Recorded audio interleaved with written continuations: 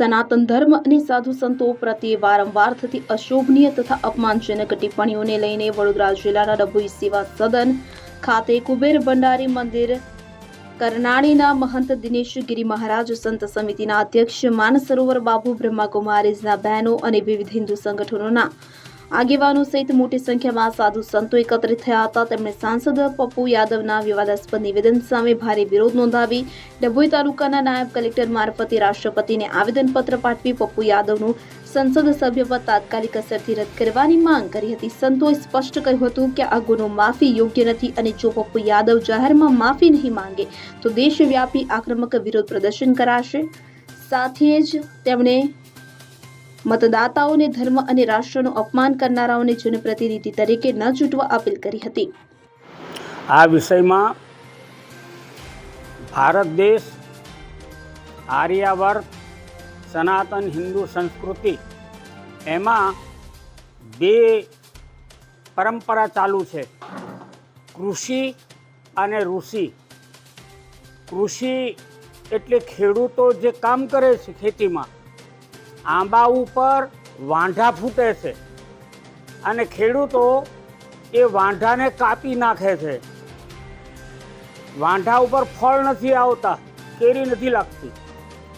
આ મંદિરમાં સંસદ ભવન ભગવાનના મંદિર જેટલું પવિત્ર છે અને એની અંદર આવા વાંઢા ફૂટ્યા હોય, વાણી વિલાસ કરતા હોય અને લગામ વિનાના ઘોડા જેવું હણહાટી કરતા હોય, આવા લોકોને જેમ વાંઢો કાપી નાખવામાં આવે છે એમ આ લગામ વિનાના ઘોડાઓ છે એને પણ સંસદમાંથી દૂર કરવા જોઈએ.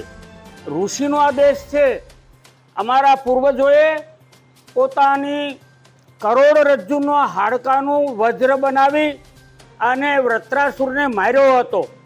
પણ આ વાણી વિલાસ કરનારા જે લગામ વિનાના ઘોડાઓ, એના બાપદાદાઓએ કોઈને હડ્ડી આપી, કોઈએ હડ્ડી આપી અને આ દેશને બચાવવાનું કાર્ય કર્યું હોય એવો એક પણ ઇતિહાસ નથી. જેનું અપમાન કરવામાં આવે છે સંતો, એમને તો પોતાની કરોડરજ્જુઓ કાઢીને આપી દીધી છે. ભારતમાં 25 લાખ સાધુઓ છે. એક એકના હાડકાનું વજ્ર બનાવી અને નાશ કરવામાં આવે અસુરોનો તો 25,000ને તો મારી જ નાખે.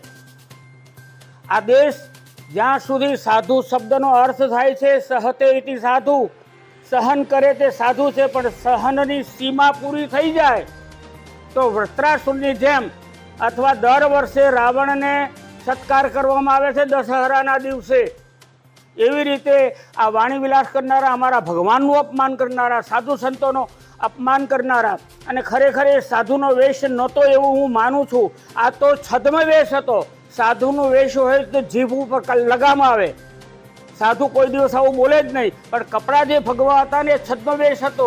જેમ રાવણે છદ્મવેશ કરી અને દુષ્કૃત્ય કર્યું હતું સીતાજી સાથે, એવી રીતે જો આ દર વર્ષે જ્યારે એનું દશેરાના દિવસે અગ્નિ સંસ્કાર કરવામાં આવે છે, અગ્નિથી સ્નાન કરવામાં આવે છે, એમ કદાચ આ પપ્પુ યાદવને પણ અગ્નિથી કદાચ સ્નાન કરવાનો વારો ના આવે, વર્ષે વર્ષે એને એ કરવામાં આવે છે, તો આ દંડ ખરેખર તો ભગવાન શ્રી રામચંદ્રજી એનું અપમાન કર્યું છે, સાધુઓનું અપમાન કર્યું છે, સનાતન સંસ્કૃતિનું અપમાન કર્યું છે.